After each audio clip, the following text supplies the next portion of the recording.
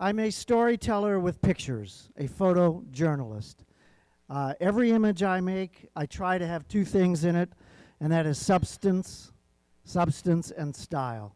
Substance is the subject of the picture, and for me, migration from Latin America to the United States, and in this story to San Diego, is of paramount importance to me. It's the never-ending story. Starting in Tegucigalpa, Honduras, in the city dump, where children are scavenging for anything. Well, I had to live that life with my camera, squishing around here, swatting flies and guano. This is coming down from the sky. But I was translating the poorest part of Latin America into an image. Why would anybody want to get out of there? Would you like to live in the dump? Well, the route north for hundreds of thousands of kids is the train lines through Mexico to the southern U.S. border. Here I used a slow shutter speed to show that boy's hand tracing the line, the black line on the map. I traveled light for this 3-month story. One little backpack, 2 cameras, crawling underneath freight cars, running from authorities, keeping up with the youngest of the migratory people who are going north. Jumping on the train was something that a little 12-year-old boy, Dennis, who you'll see in pictures, taught me how to do. He said, Donato, don't ever get on like this guy is, because if your foot slips, you'll slide right under the wheels that are coming. Get on the front ladder. So there were things I had to learn as a journalist, because it's a lethal journey, as it was for poor little Jorge, whose legs slipped beneath the wheels of the beast. And I was trying, like a Hollywood movie, I had ideas that I needed to fill, and finding the maiming horror of these trains was one of them. I also learned another lesson. I learned what the word rama means in Spanish when I was almost knocked off the train by a rama, which is a branch. Going through the southern state of Chiapas, the branches are only inches above the top of the train. So I'm laying down here with my face on the top of the train, camera pre-focused, on a motor drive, firing away. In photojournalism, there's such a term as a moment. This is a moment. A moment is something that has lasting storytelling qualities, was unexpected. This man is almost in a cruciform posture, leaning back. He later told me, yes, I was so afraid that I would be caught for the 5th time and sent back to Guatemala on the bus of tears. By making 3 months on the train line, I knew the habits of the freight trains where stowaways go. And here the train had stopped. Migrants are running and flying between freight cars like lemmings or birds. But the boy down in the lower right, he had already made the trip and he wasn't running. Little Dennis Avon Contreras, 12 years old. His mother works in San Diego. He's trying to get here. This picture has depth.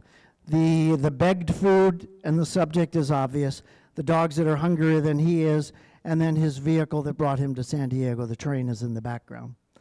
It's with a wide-angle lens that I prefer to use, but one of the few times that I used a telephoto lens was to see the faces of those who are facing north. They're not looking back to those who let them down. I call it the Pilgrim Train. Those people are coming north.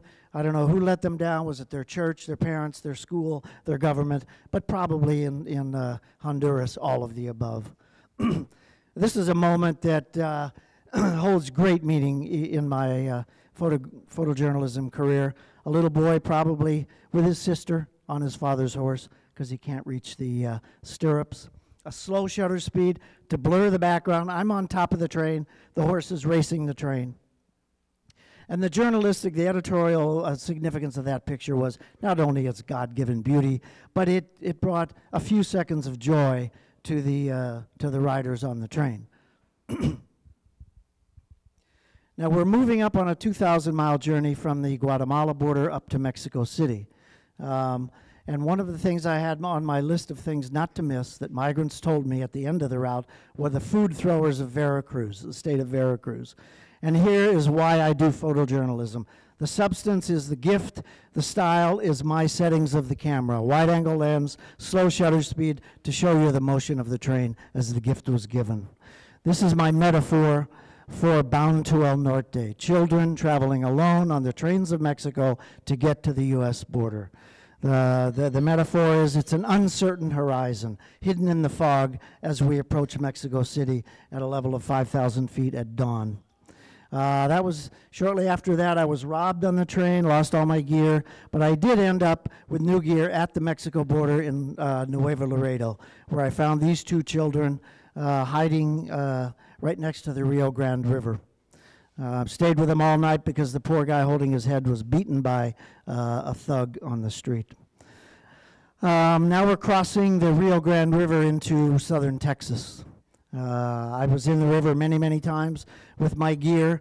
It was dangerous. I'd been in without it. I knew the dangerous crossing places, but I never got out on the other side because I didn't want the Border Patrol to hassle me.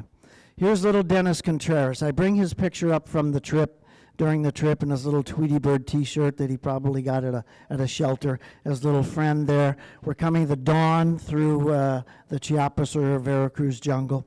Well, little Dennis showed me a phone number in his pants pocket, and it said San Diego, 619 area code.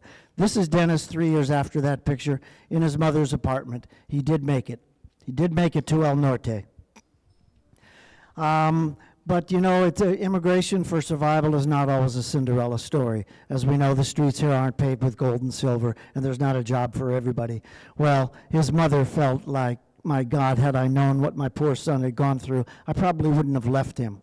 But also, Dennis fell victim to all the temptations of the life we have here that poor boy never had in his life. So he got in a lot of trouble, and his mother said, "You're going back to Honduras."